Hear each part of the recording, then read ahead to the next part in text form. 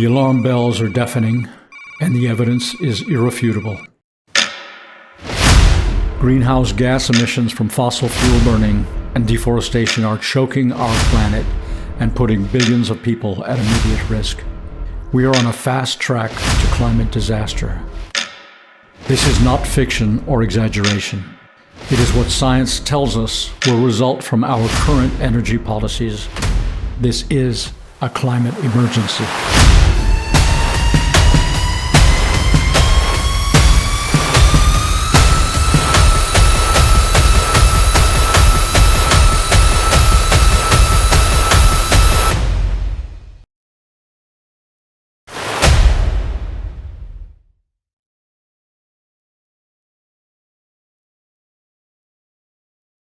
Good evening, everyone. This is the gun lap of the conference. We're at day 9. I'm KC Schulberg, the Collier County Waterkeeper, your co-host for these daily programs, along with Dr. John Capece, the Kissimmee Waterkeeper.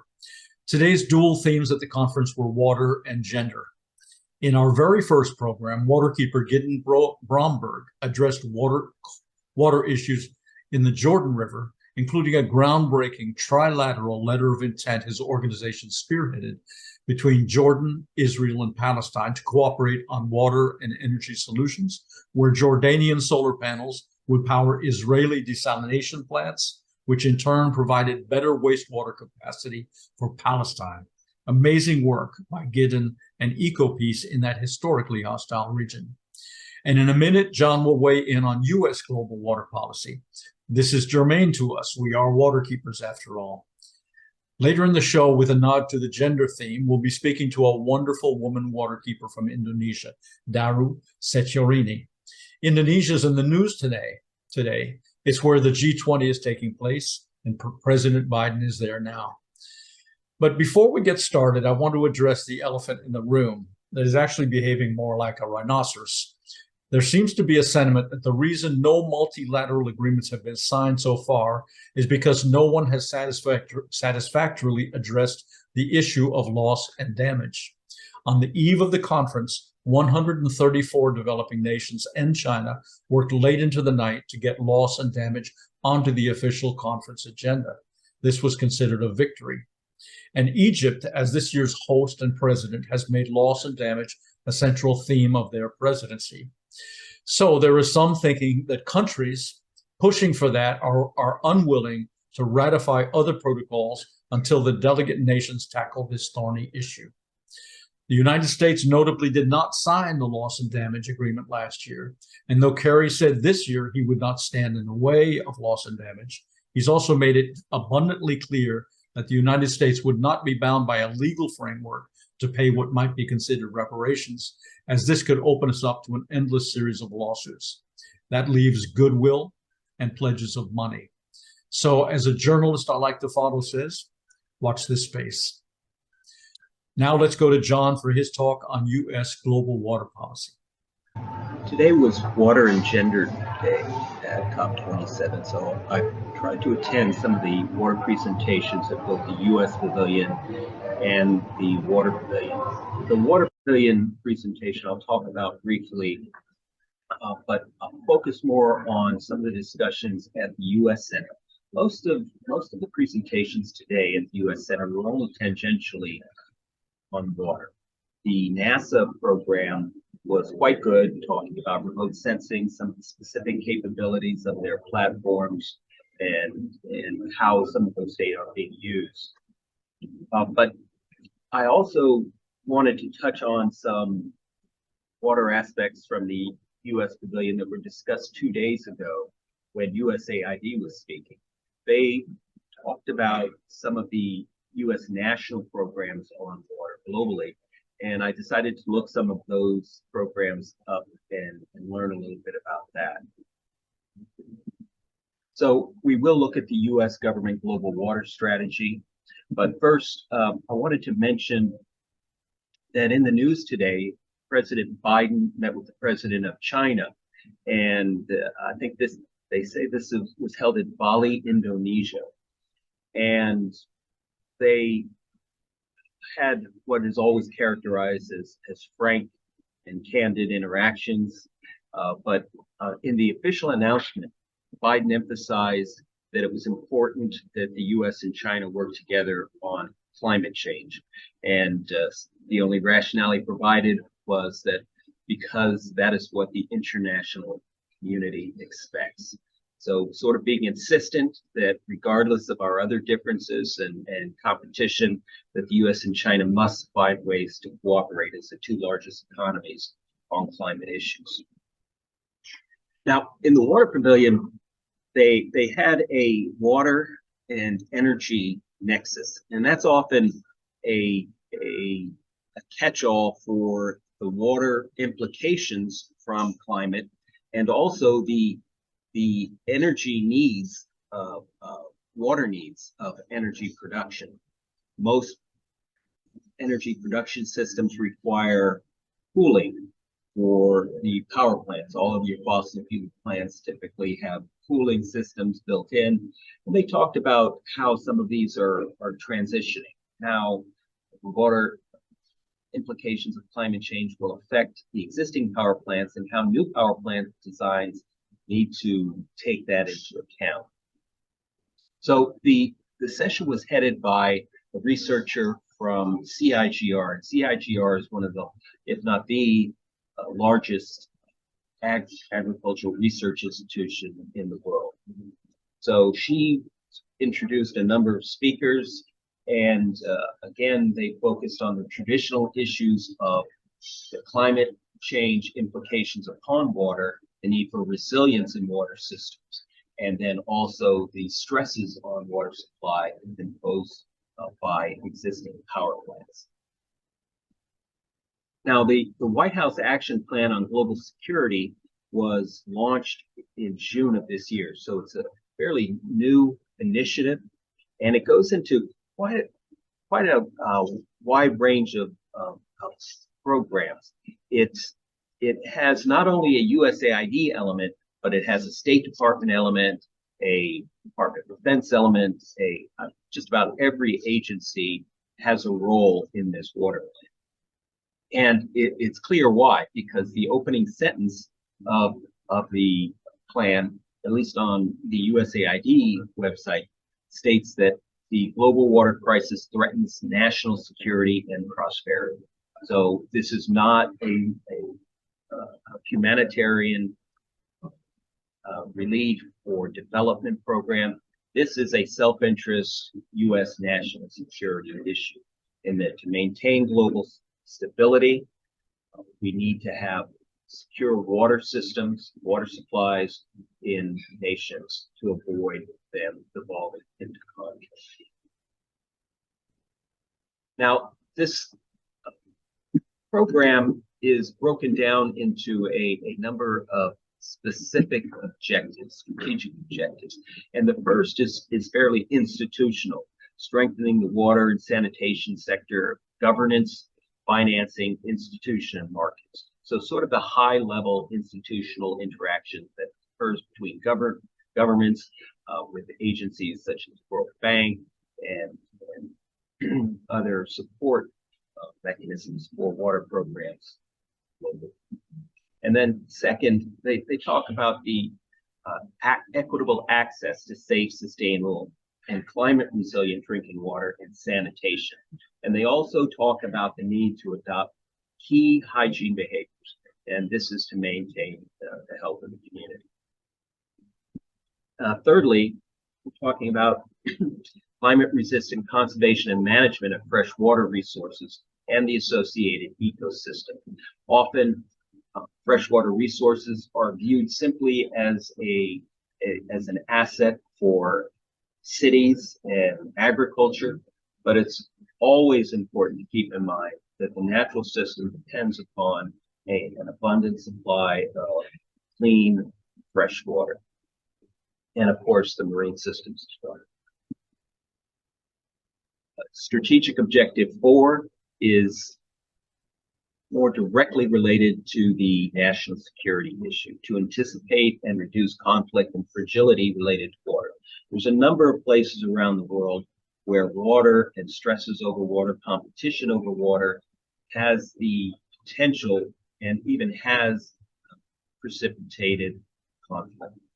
I've seen cases in Central Asia where actually we had an office there years ago, and U.S. military officers visited our office and had us escort them to various individuals and groups within the nation so that they could have some frank discussions about how water systems interact, agriculture and economics, and to what extent it has potential for conflict between nations, and then also conflict within nations, including organized crime. So the USAID website focuses in on a number of nations, priority nations, for this water initiative, for this water program. And as you can see, the primary nations are there in Africa, India, Bangladesh, and then you have over in the Americas, you have a couple of Central Asian nations and a few South American nations, and varying degrees of water stress, most stress being deep red, and then the least stress being deep blue. Now, they also have political priority nations, and these are Jordan and Palestine, including the Gaza Strip.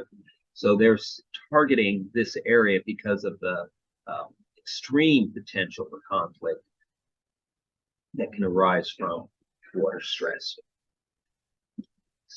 So each of the nations on that priority list has a web page in which the U.S. government, specifically USAID, highlights the issues associated with that particular country. They've also highlighted the activities of the U.S. government in that nation, benefiting that nation, including the plan for interacting with that country and the current set of projects being implemented there. So you can see that the U.S. government is taking an active role, and more active role, on the water side of the climate crisis. So I look forward to talking with some of the representatives from these nations and learning if they, in their personal experience on water projects, have had any interaction with this new initiative, or if there's a way that we can assist them in getting to access some of these programs. Thank you, John. We've really come to appreciate the granular way you explore all the issues you tackle. I mentioned our guest interview tonight was from Indonesia, a country battling many of the same climate change issues we all face: flooding, sea level rise, storms. It is also deluged with plastic littering its streams, beaches, and public spaces. Here is Executive Director of the Brantas River Waterkeeper and of ECOTON, Daru Setyorini. So, Daru, it's a great pleasure to meet you. Thank you for joining us. Daru, tell me about your watershed, about your Waterkeeper membership and license, and a little bit of the history of the Brantas River Waterkeeper and what you do, what you're up against. Yeah, thank you for having me here, KC. So honored to be here as part of the Waterkeeper Alliance. So I'm now the Executive Director of ECOTON. ECOTON is an environmental NGO that established in year 2000. So me and my husband are the founder of this organization, and until now we still work in the river conservation. In the beginning, we work focused on Brantas River, but now we work in all over Indonesia. And this year we have the program Indonesian River Expedition, where a two-member senior researcher of ECOTON is doing inventory of the microplastic pollution and illegal dumping of plastic trash in 68 of Indonesian rivers from Sumatra to Papua island.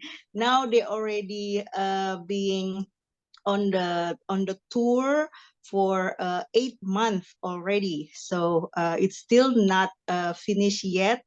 and we want to bring this inventory as the fact that Indonesian rivers are heavily polluted with the plastic pollution. So now we focus on the plastic crisis in Indonesian rivers that also become emission of the greenhouse gas that contribute to the climate crisis. Yeah, that's great work, and I've been reading about that work. And plastic is a huge problem all over the world, but it does sound as though you are saddled with a lot of plastic pollution in your country. So congratulations on that work. And then not to mention microplastic. And I know the Waterkeeper Alliance has been doing a kind of a study on PFAS and all the, those elements that are in our waterways. So great. That sounds like amazing work that you're doing.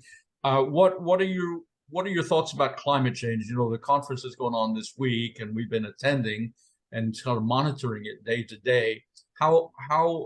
What are you doing on the climate change front there in Indonesia?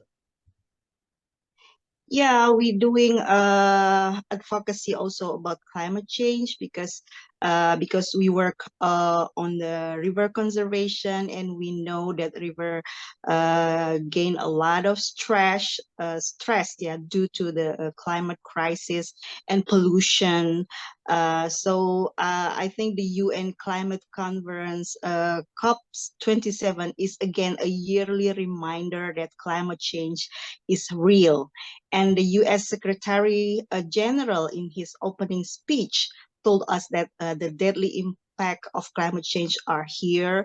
We are in the fight for our life, but we are losing because our planet is fast approaching the tipping points, and we are getting dangerously close to the point of no return. So as a product of plastic fuel, as a product of fossil fuel, plastic pollution put our river ecosystem under serious threats. Not only in Indonesia but also all over the world. We can see how visually our rivers are covered and beaches are covered with plastic, and our waterways are flooded with microplastic, plastic nodules, and at the upstream, plastic life cycle started from the fossil fuel extraction and petrochemical contribute to not only the greenhouse gas emission but also the toxic pollution. So that's the link between our work in plastic issue with the climate crisis. And as we all know, plastic is created by fossil fuels. So as the fossil fuel industry maybe recalibrates away from gas and oil, they may be trying to create more plastic. You know, that may be a way that they can divert their resources into new products. So we really need to combat this single-use plastic, the scourge of the world, and it's just going to make your challenges even worse as more plastic, as they lobby to have more plastic come online. So that's an issue for everybody. Tell me, and just for our viewers, people tuning in, for those of you who are not experts on the Asian region, Indonesia is situated between Cambodia and Vietnam and Australia. It's an archipelago. It's comprised of a bunch of islands. So just to give a little overview for those viewers who may not be situating where your beautiful country is. And I also wanted to mention that President Biden is in Indonesia today. He was at the COP 2 days ago, delivered a pretty powerful speech, was well received. So he's at the COP, at the G20 today, which happens to be in a neighboring island of Indonesia, on the island of Bali. Is the island called Bali? Yeah. It's in Bali. It's a very touristic island, very famous in Indonesia, all over the world about Indonesia. Oh, yes. People go to Bali for a resort and beautiful, it's just an extraordinarily beautiful part of the world. So do you think Biden's presence in your country today will help drive the climate change message? Can it affect policy? Can it help your work? The fact that Biden is carrying a strong, making climate change a priority in his administration. Do you think his presence is going to help in any way for your work? yeah, we need the real action, yeah, not only promise. We also need the optimistic target, the real action on the ground from the US that will help Indonesia and other developing countries to solve this climate crisis, and especially the plastic pollution. And about back to the plastic crisis, Indonesia not only have problem with our domestic waste management, because the rich country, the developed country, also use Indonesia as a dump site for the plastic trash in the Oof. guise of recycling. So dirty, mixed, non-recyclable plastic trash are shipped to developing country like Indonesia, while we don't have enough capacity to deal with our own waste, and now we have more burden from developed country, where we in Indonesia we always think that the Western country have the best waste management system, but in the end the trash are shipped to developing countries, so it will be it will impact to the our environment, and most of the plastic are illegally dumped or open burning, and yeah, leak to our rivers and our beach, because the recycling process happening here is not consider the environmental safety and also the worker safety, so they don't have proper health safety equipment when they're doing the recycling process, and it releases millions particles of microplastic. And our fish, we found from our research, 70% of the fish in Brantas River contain microplastic in the guts, in the stomachs. Yeah. And human faces also, because we eat fish, 100% of the human faces we analyze are positively contain microplastics. So yeah, we hope that the US can in the global global policy, yeah, can support, can lead this movement to ban the plastic waste shipment to other country, especially to developing countries. So each country should manage their own waste, because we have our own problem with our waste. So yeah, we need these promises to be implemented in the real action by reducing the plastic production and take responsibility on each domestic waste, not to burden other country to recycle or to treat the waste from other country. I'm so sorry to hear that we're dumping our excess plastic refuse on your shores in your country. That's so sad to hear. And it's an important message to get out. We really, as you say, we should be responsible for our own trash and not delivering it to less developed countries around the world. That's really, really disappointing to hear. So sorry you're dealing with that.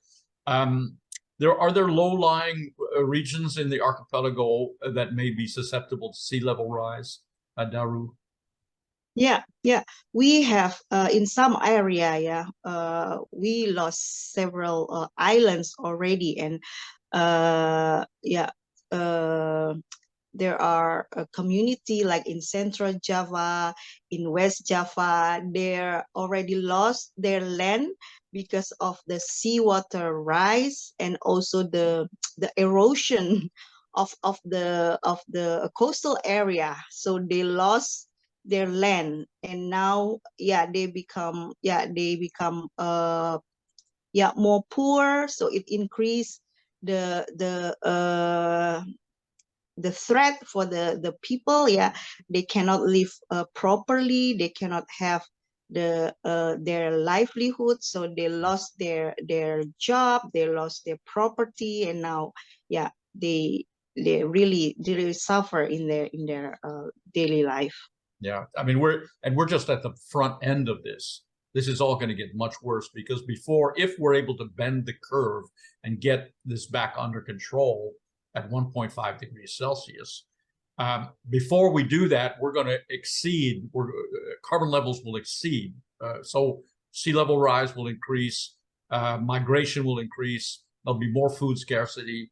We saw that in Bangladesh, where saltwater intrusion on the delta there caused farmers just to lay down their hoes, give up their land that was no longer cultivatable, and move to the cities, which put stress on the cities. So that was climate change migration. So we're seeing all this upheaval all over the world, and we're only at 1.2 degrees. We're going to be at 1.5 within about 20 years. And just imagine the impact that will have on food, on security, on people's livelihoods, on migration, on storms and flooding. So we've got to strap in. This is going to be difficult. These next 20, 30 years are going to be difficult. And that presumes that we're going to be able to pull ourselves out of this nosedive, which is not at all a certainty. We're not doing what we need to do to bend this curve. We need to apply more pressure. I hear that. Yeah. It sounds as though you're kind of on the front lines. Daru, I know that for you, environmental activism is a bit of a family affair. I know that you are partnered with your husband and you founded ECOTON together. So tell us about and tell us about your daughter, who seems to be a burgeoning star in the activism world. Is she 15 or 16 now? Yeah, I have daughter. She's 15 now, and she also started to become environmental and climate activist. Yeah, because we know that the young generation, our children, will be the most impacted group. Yeah, from this climate crisis and plastic crisis, because we know that plastic need hundreds of years to degrade naturally. So we will leave this problem to our next generation. So that's why now the young generation are already built their movement. They now bravely speak out to the global leaders to fight for their right to live in a healthy and healthy environment and a sustainable environment.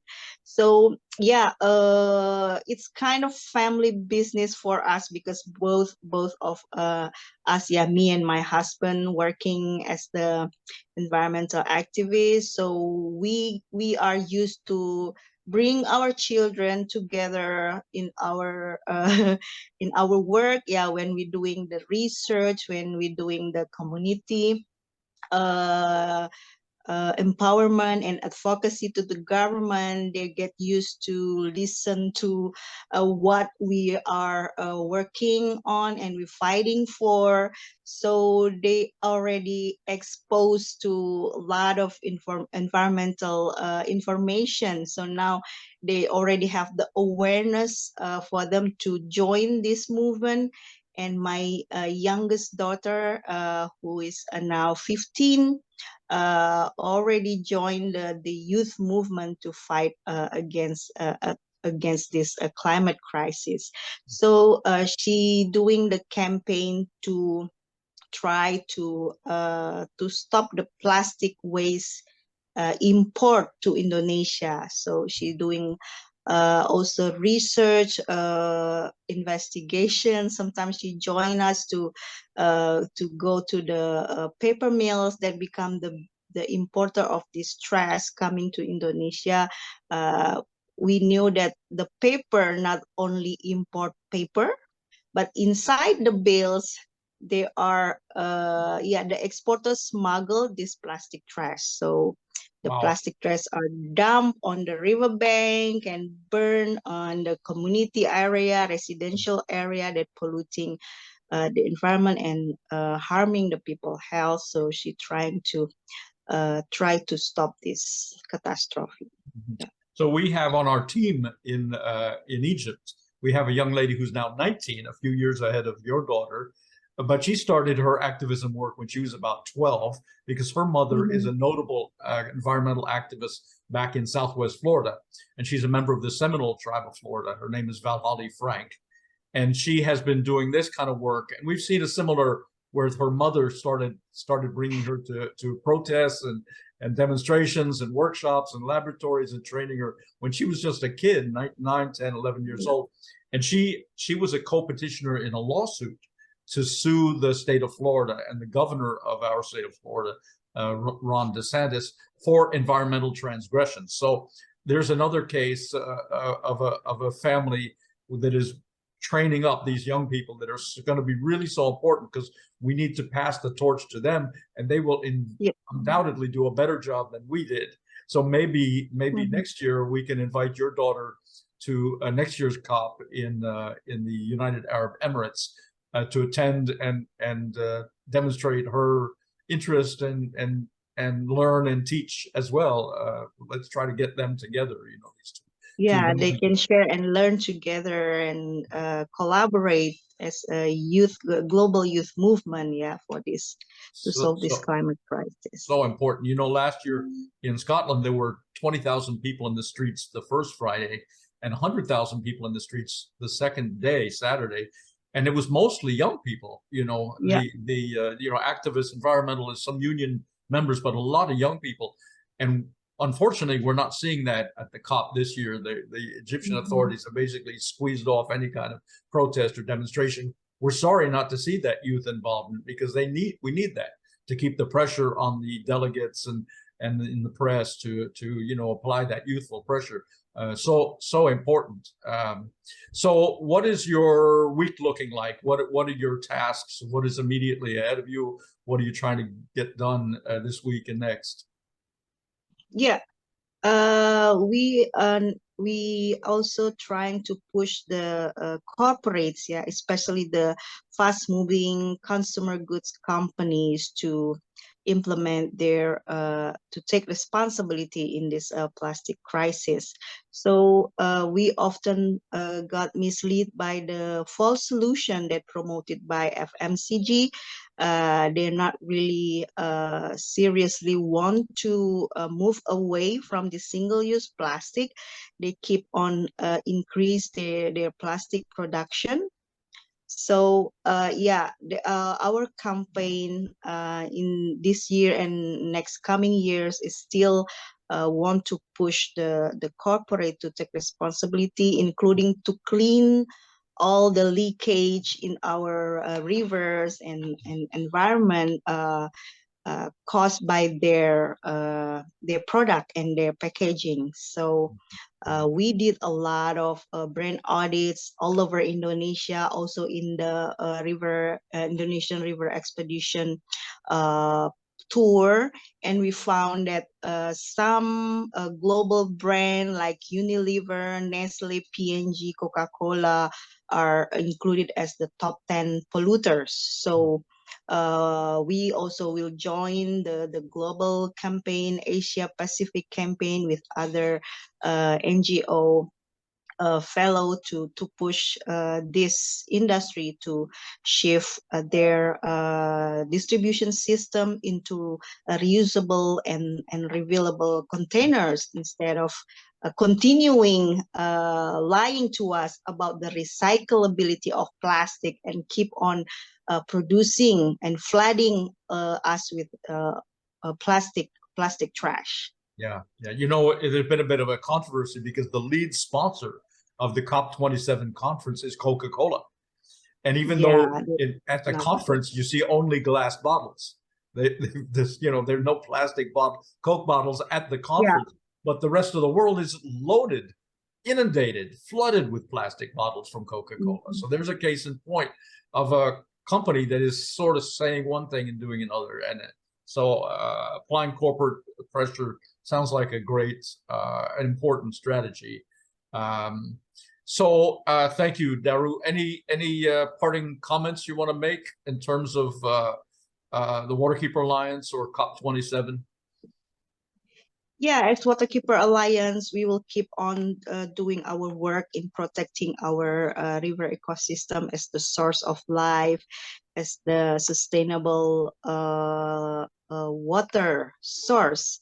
And yeah, related with plastic, we need to shift our lifestyle from a disposable lifestyle consumption of plastic to back to our traditional, or maybe like 40 or 30 years ago, we still can live without too much plastic. So we need to go back to our old tradition to use the refillable and reusable product and organic product instead of single-use plastics. Yeah, absolutely. Is there anything that we can do to support your work or get the word out? Any websites that you want to identify? Do you want us to include any links to the work you're doing? Yeah. You can follow our activity, our program on YouTube channel, ECOTON, and also our Instagram, ECOTON ID. We also on the Twitter. So yeah, you can follow our social media account. And yeah, we hope that Waterkeeper all over the world can collaborate and fight together against this plastic crisis and climate crisis. Well, that's great. That's great, Daru. Thank you so much. We really enjoyed chatting with you. Good luck with all your work. It sounds fantastic. Please applaud your daughter's work for her wonderful youth activism, and we thank you and your husband for all the work you've done. Thank you, KC. Nice to talk with you. Okay. Hope to meet you soon in person. Yeah. Okay. Thank you, Daru. Thank you. Part of what I love about these programs is meeting and allowing the public to meet waterkeepers doing such fine work all over the world. Thank you, Daru. Now on to Michael's photo recap of the day, where he tried to cover the conference's two themes, water and gender. COP has moved to week 2, and you could tell because there is a new crowd of people who arrived for week 2.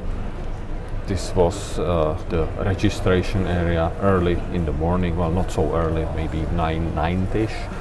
It was very full, and it took some skills to jump the queue and get ahead. I don't really like to jump the queues, but I had to do it because we had, with Esteban, we had an appointment in the Japanese pavilion where we were shooting some interviews and where the engineers and professors were showing us some of the very advanced technology that is on display in the Japanese pavilion. Once we were done with the interviews there, I focused on today's main theme of COP, which was Water and Gender, or Water and Gender Day. And to be honest, I did not really notice that much that either of these topics, whether water or gender, were the main topics today. It is probably because the themes or the topics simply overlap. Here and there were some displays related to gender or water, but I say again, there is a overlap of the topics. So when I came, for example, to the pavilion of Oman, they were delivering their presentation about warming in Oman. There were more women in the audience, but again, nothing really major. I usually have a peek in the cryosphere pavilion, and today they had all the panelists were female, so that was probably their way. They were how to approach the topic of gender. And this is another image from the cryosphere pavilion. I take similar image every single year, although they change the displays all the time. The graphs are showing the same reality. Actually, things are getting worse. One of the exceptions where the gender was the topic of the day was the pavilion of Singapore. All the speakers and panelists were females there. And here would be one more image from another pavilion. This was Nature Positive Pavilion, which was promoting the gender quite a lot. Unfortunately, the audience there was very low, so I'm not sure that they can do it, but definitely they tried. Last example, I believe, of some gender-related topic is from the pavilion of United Arab Emirates, where there is a huge open space. I think this is the largest pavilion within the whole COP, and there were some displays of women delivering their speeches. Also, the panelists were women there, but it was pretty empty. Moving on to the water topic of the day, the most interesting presentation I witnessed was the one in the Israeli pavilion, which was called Always a Drop Ahead. And yes, Israel is always a drop ahead. The technology that they were describing there was very advanced. Let me have a look on the water issues from a slightly different perspective, not from the perspective of the presentations, but sort of the behind the scenes, water behind the scenes. We always get at COP water in these half-liter boxes or these plastic boxes. It's fresh water and it's stored like that, but there is a lot of trash left behind. This image is taken in our apartment, and we produced all these plastic bottles, empty plastic bottles, just within a few days. And this is how the paper boxes, or the half-liter paper boxes at COP end. If you just look behind the curtains, that's how they store them. I also attended a small ceremony. It was called Prince Talal International Prize for Human Development, and Her Majesty Queen Sofia, the lady in the middle, so Spanish Queen or Queen Mother, as is her official title now, were presenting prizes, and one of the winners was a project for pumping water uphill to develop climate-resilient villages and farms in Philippines. So the Saudi sheikhs and tribes are, the sheikhs from Saudi Arabia are spending some money or little money also on these prizes or during these ceremonies. And finally, moving to the other water-related issue. Yesterday I saw a question: how does Sharm get fresh water since it's desert everywhere? Well, there is a desalination plant right on the outskirts of Sharm el-Sheikh, and here and there you can also see these small water pumps, but there are only very few. I have seen only very few so far. Yesterday I saw also this heavy machinery. They were building some trenches and putting their pipes, water pipes. Therefore, the building of water system in Sharm continues, but as you can see, it's desert and desert and desert for the city of Sharm el-Sheikh. Final image of the day, it's from our apartment. The water pressure there is very low, and we live in a, I would say, higher level apartment, but the water pressure is very low. So when we try to wash our clothes in the washing machine, there is never enough water pressure. So we came up with this improvement. We simply fill up the washing machine with water from a bottle, and then eventually the washing machine starts working. With saying that, that would be all from me today, and I'll be back tomorrow. Thank you, Michael. This brings us to the end of tonight's program. Let me take this opportunity to thank our sponsors, the Metzger family, True Elements, and our press sponsor, Florida Weekly. Thank you for tuning in. See you tomorrow, same time. Good night.